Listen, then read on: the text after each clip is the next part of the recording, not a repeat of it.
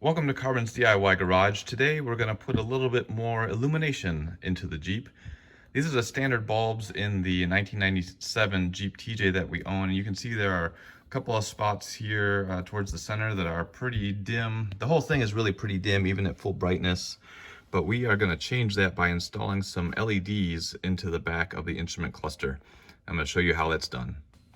On this model TJ, the 1997, the instrument cluster itself pulls just straight out. There's no connectors or wiring harnesses you have to disconnect. It's really simple. You just have to access it. So to get that access, we remove the top trim piece up here. We remove the trim piece that's over top the instrumentation panel, the instrument cluster, and then we've got to remove this trim piece down here at the knee level, and then we'll be able to get at the screws that hold the instrument panel in place, and we'll pull that out. So let's go ahead and show that real quick.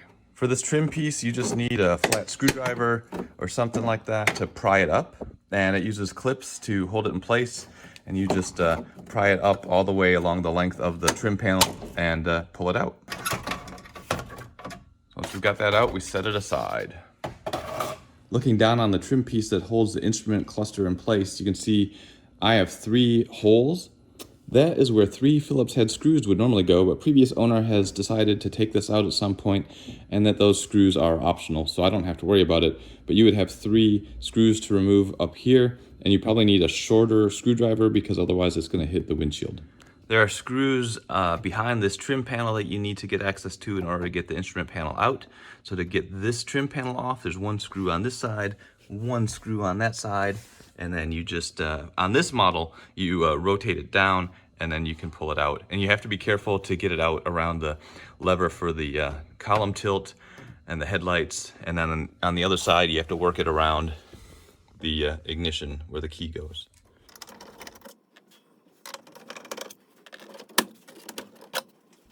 Next up are the 2 screws that were behind that trim panel, 1 here, 1 on the other side. Once you have those 2 removed and the 3 screws up on top, then you can get this trim piece out.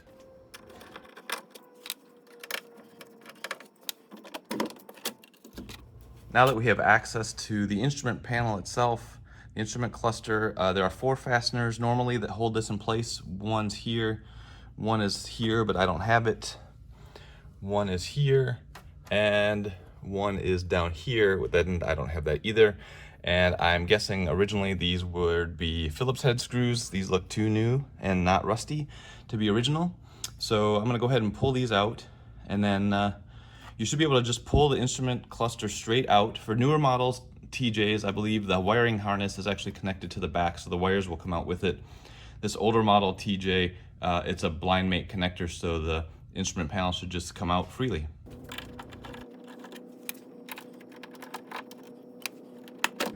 So this is the back side of the instrument panel for my Jeep, and like I said, there's no wire harness directly connected. It's all blind mate push in, and so this is what it looks like inside the dash, and the 2 connectors just press into these 2 connectors here inside the dash. So taking a closer look at the back of the instrument panel, I wish the newer model cars would do it this way, but you can easily access all the bulbs. These brown backed ones are the primary bulbs that light up your gauges, and then there are a lot of other little bulbs that light up the indicator lights, and the board that they're pressed into actually tell you what light bulb that is. So like this is the upshift light, right turn signal, high beams, left turn signal, seatbelt light, etc. And I don't have all the capabilities on this Jeep, so it doesn't have cruise control, so there's no light bulb, don't have washer fluid sensor, etc. So I really like this setup. I'm only going to be replacing 5 bulbs today, and that's the brown connectors. These are the primary gauge lights. I'm pretty happy with all the other indicator lights right now, so I'm not going to replace those. And the way that you take these bulbs out is also straightforward. Just a pair of needle nose pliers. Reach in there, gently give it a quarter turn, and you just pull it out, just like that. With the LED bulb set that I bought, and I'll leave a link in the video description, it comes as 2 parts. You've got the bulbs themselves, and then also holders for the bulbs. And so all you need to do is take the bulb and press it into the holder. I can do it one-handed, like that, and you push it in till it's tight.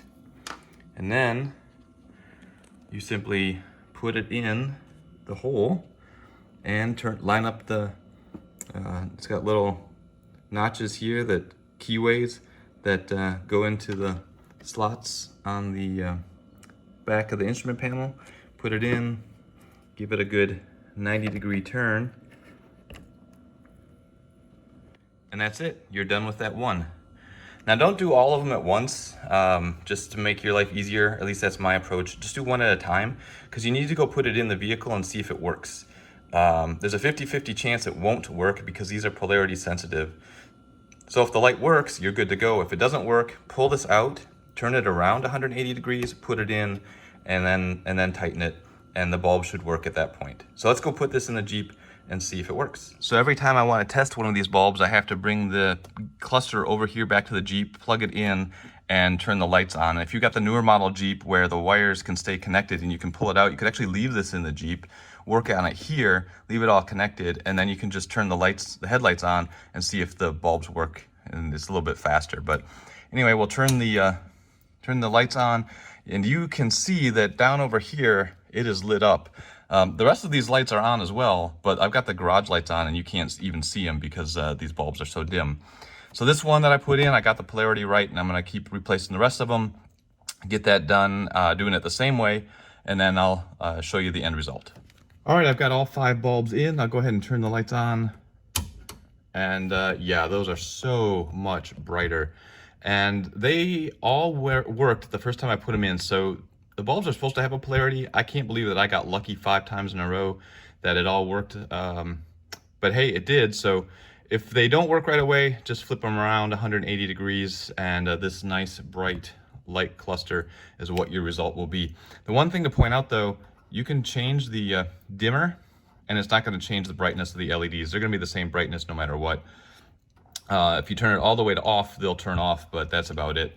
It's kind of funny because in a previous video I showed how I needed to actually replace the headlight switch because these bulbs wouldn't dim, and sometimes they were blinking out. So I've kind of defeated the purpose of replacing that switch somewhat, but oh well, I like these bulbs. It's a whole lot brighter, so that's good. The last thing to do is actually take this out again and work a little bit on the connectors in the back. As a secondary thing that I am working on is that sometimes the gauges just stop working, especially the gas gauge and the tachometer and the speedometer. They just stop working, they go to 0. And that has to do with the connectivity between the wire harness and these connectors. It just gets a little bit stretched out or worn out over time. And so an easy fix is to just reach in and bend these pins a little bit to the side so that they engage a little bit better in the sockets of the wire harness, and then also put some dielectric grease on these pins. So that's what I'm going to do before I put this back in permanently. So just a little bit of grease on each one of these on each side should be plenty. All right, everything is all put back together, all the trim is back on, everything is working. So I'm going to show you a quick before and after. So this is before, and this is after. Such a huge improvement. I'm really glad I made this choice to go ahead and upgrade those old bulbs with these new LEDs. And that's going to wrap it up for this video. It's been over a year since I saw this first as a thing that could be done over on Steve's channel, Force Built, where he did this, well, I don't know when he did it, but it's when I first saw the video that he did on upgrading from bulbs to LEDs on his 97 TJ. So thanks, Steve, for posting that video when you did. I know there's a lot of LED bulb change out videos out there. Mine's another one of those, I guess. But if you found this video useful or helpful, and you want to subscribe to the channel and see more content like this and a whole bunch of other projects that I've got going on, that would be great. Help support the channel. Give this video a thumbs up and all that other good stuff that comes along with watching a video on YouTube. I certainly appreciate it. And until the next project comes along, you guys take care and have a good one.